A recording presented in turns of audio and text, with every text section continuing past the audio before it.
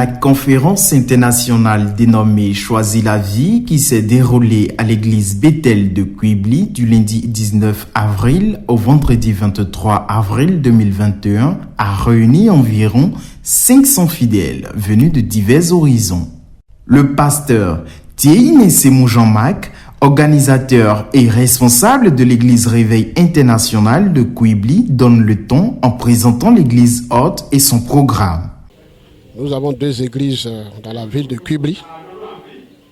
Elle est située dans la 7e du collège, le collège soit Denis.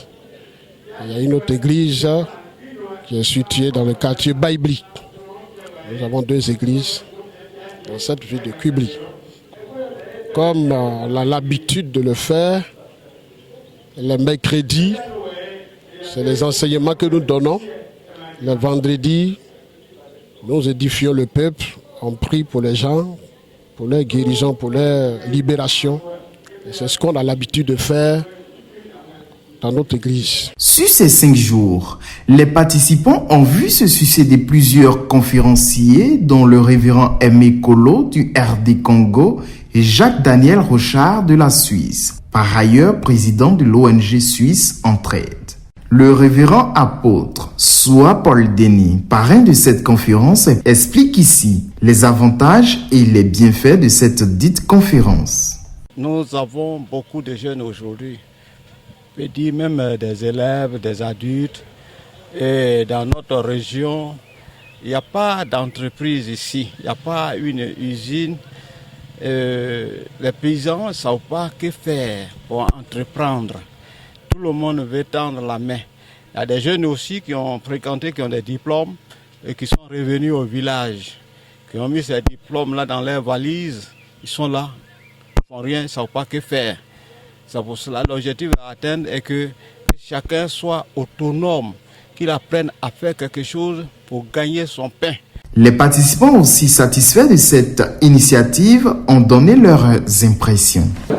Je suis le pasteur de l'église Réveil international, précisément basé à Fakobli. Et Fakobli fait partie de la région du Gumon, du Koué 2. Et que j'ai remarqué vers la dernière minute pour l'enseignement. Et nous voyons que le portable que nous utilisons nous fait beaucoup dépenser au niveau de la communication. Cet argent on aurait dû prendre pour investir ailleurs, c'est ce que nous prenons pour appeler d'une manière inutile. Et si cet argent, si on le prenait pour investir, ça aurait nous à rapporter plus. Donc je pense que l'enseignement est bienvenu pour ceux qui ne savent pas comment investir et ceux qui ont les idées et qui n'ont pas, le personnel. C'est une connaissance qui est donnée aujourd'hui pour les jeunes entrepreneurs et sortir de cette impasse pour qu'enfin, au moins, dans la région à l'ouest, on peut se créer les petites et moyennes entreprises dans notre région, dans Djokou 2. Myriam Soa, épouse Nkpondé. Cette conférence tombe à point nommé. Aujourd'hui, comme ça, nous avons vu l'entrepreneuriat, c'est-à-dire comment gérer nos biens, nos finances. Ça va nous permettre de pouvoir mieux gérer ce que nous gagnons, c'est-à-dire les bénéfices, comment investir, tout ça et autres. Et au niveau de la famille, comme ça va nous permettre de pouvoir mieux gérer nos finances, pouvoir épauler nos maris. Au niveau de l'église, pouvoir soutenir l'œuvre de Dieu avec ce que nous gagnons. Parce que quand tu soutiens l'œuvre de Dieu, tu as des bénédictions aussi en retour. Ça te permet de pouvoir prospérer à tout égard. Le conférencier Jacques-Daniel Rochard, président de l'ONG suisse Entraide, donne les objectifs de cette conférence. Nous venons de vivre une formation pour aider les gens à créer et à gérer des entreprises.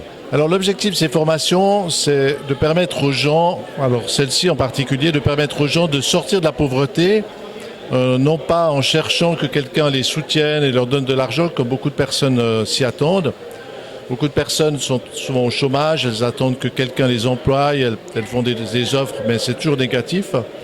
Par cette formation, on fait une démonstration que les valeurs de l'Évangile ont la capacité d'aider des gens à créer des entreprises.